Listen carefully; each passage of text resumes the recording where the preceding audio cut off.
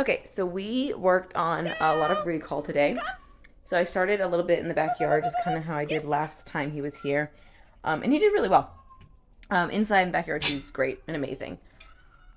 So I kind of thought it was going to be a lot like last time, where we just got a lot of good recalls because he was kind of on and ready to work. Not the case. But before we get to that, here he is. I was trying to get out the front door to get my long line, and he was really being pushy about the front door, which he usually isn't. So we kind of stopped and used this time to get him on place and have him hold that while I went out in the front porch and got his leash. He has a hard time initially, but he's very clearly not interested in being that close to the wall. So I just kind of reset him up a little further away so he's more comfortable on the place. And once I moved it, he did great. He did fine. He let me open the door and go out.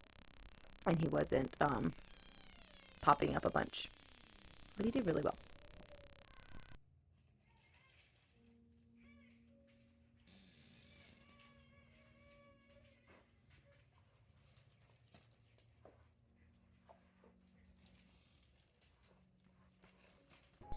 Okay, so here we are in the front yard. He's been doing really, really great in the backyard and, of course, in the house and even on our long line walks by the lake. So we decided to take it in the front yard because it smells like rabbits. We know that he chased a rabbit out here, so we're going to use this space. So I called him here, but he was about to go pee, so that was on me, not reading the situation right. But once he's done going pee, he moseys over to me, not a problem, gets treated. Great job. And I can see every time I release him, he goes into really intently smelling and searching for, I'm assuming, a rabbit or anything that he's smelling. So since I can tell he's a lot more distracted than he usually is when I have treats in him and he's in work mode, I'm setting up this recall session in the way that I did in the beginning when we taught him recall. So you'll see I say his name, and I wait for him to look up and have a reaction to me. And then when he looks up, that's when I go ahead and call come, just to kind of set him up for success in a difficult location. And he does pretty well.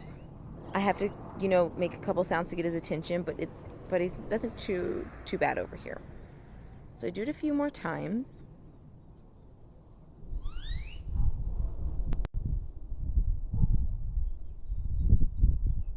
Okay, so you can see here he's a little bit more distracted, but then we get a really excited recall, so we mark and treat for that. And he's doing fairly well. I'm just making sure to keep it at that level that I have it, where I'm saying his name, waiting for reaction, and then when I get that eye contact or that connection that he's paying attention, then I'm going to go ahead and use his recall word. I'm not setting him up to just call, Sal, come, when I know that he is distracted. I don't want that recall word to kind of become background sound for him. Okay, so over there, it was a little bit different situation. We saw a dog in the window, which I was really proud of him for not barking, but he just didn't really want to pay attention to me at the time. So we went ahead and switched sides. So we went to the other side of my driveway to get away from the dog, and then also because new area, new smells. And he struggled a lot more over here. So here you'll see I'm calling him, I'm making sounds, I'm kind of making bubbly noises. And it's not working. So what I'd like to do in this situation is try to get just a little bit of eye contact, and then I run the other way. It did not work. That's usually my last ditch effort. It usually gets a pretty good reaction, but he was just very, very, very focused on what he was smelling. So I am walking on the leash here to give him less space.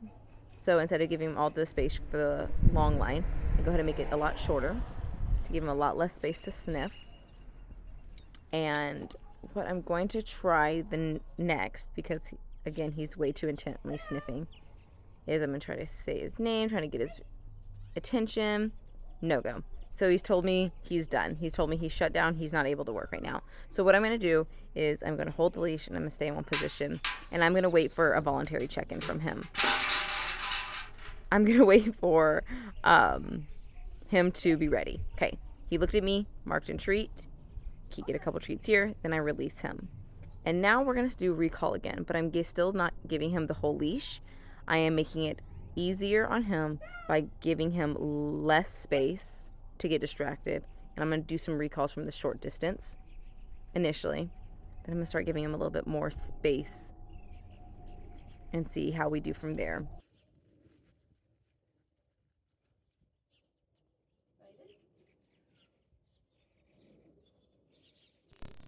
Okay, so after I get him untangled here, I go ahead and keep the leash short. I still want to get a few more reps in with it short before giving him more length. So here we get another one. He responds pretty quickly. That's great. And I'm going to go ahead and give him a little bit more length. I haven't given him the whole leash back yet. We're going to do a little bit more. So we're walking a little bit further in, and you'll see in a second here, the leash pulls very tight. He's very interested. So I use the let's go cue to kind of just get him out of that really intense smelling area. I let him sniff again for a few seconds, and then I go ahead and give him a recall when the searching is a little less intense. So I still, in the house, in the backyard, where it's easier for him, I still use his recall like we have been. Sal, come! And then when he comes, yes, treat. In these more difficult spaces, I'm taking it a step back. Sal, waiting for that contact, then come.